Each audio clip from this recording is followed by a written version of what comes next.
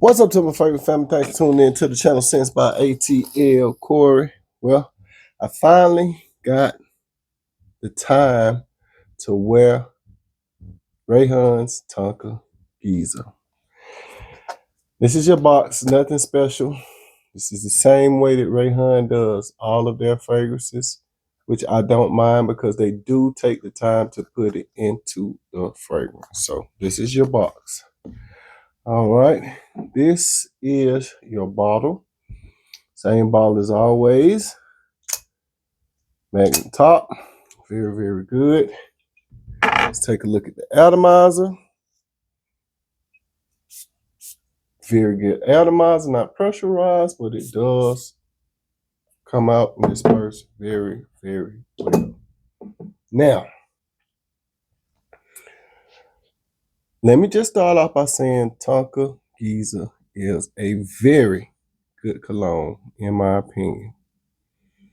Is it going to be for everybody? No, I don't think that it is going to be for everyone. You get a very strong Middle Eastern vibe with this cologne. You get a strong Middle Eastern vibe, and you also get an overly gourmand cologne too as well. So let's get ready to get into it.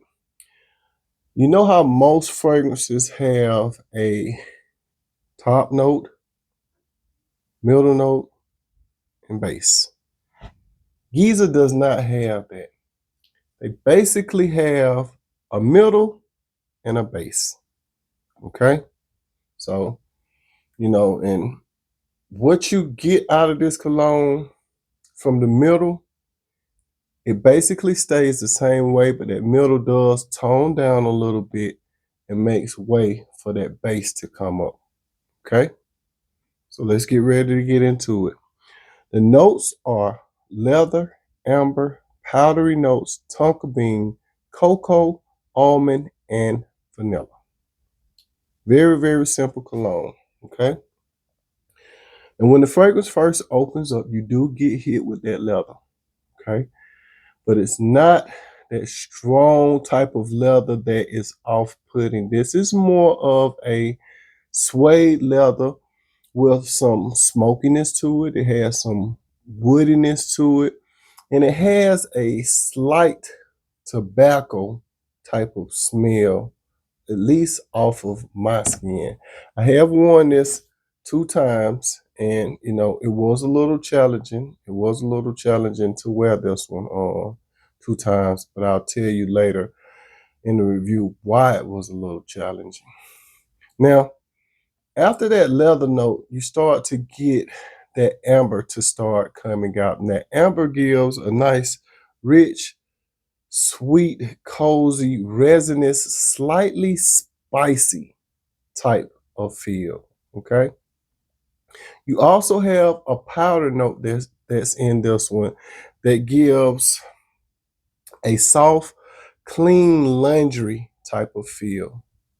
And it also gives a very strong, like talcum powder smell.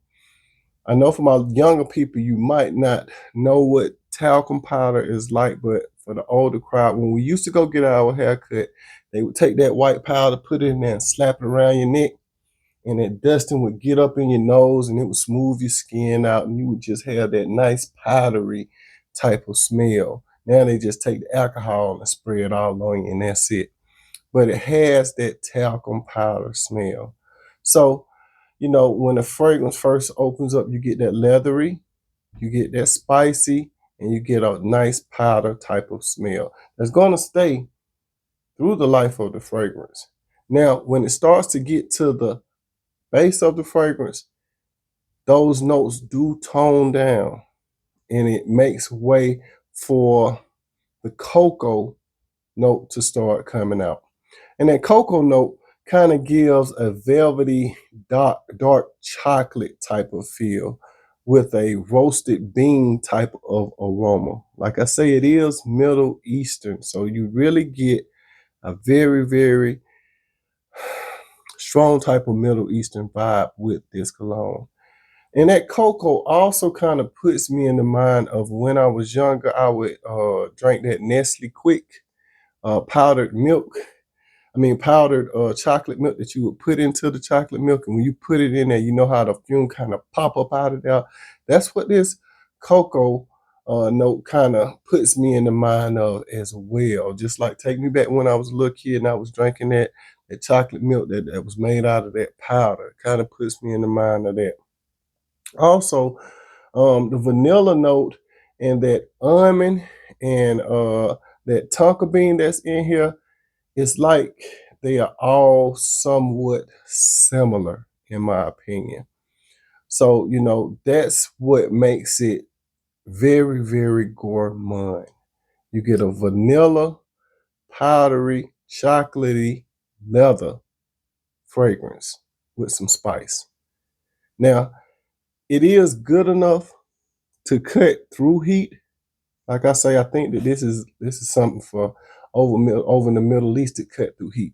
So I did wear this, and it's been hot in Atlanta, Georgia. So it has cut through the heat very, very good, but it just sits a little heavy on my skin. So, that's why I said I had kind of a hard time wearing it because it was somewhat overwhelming.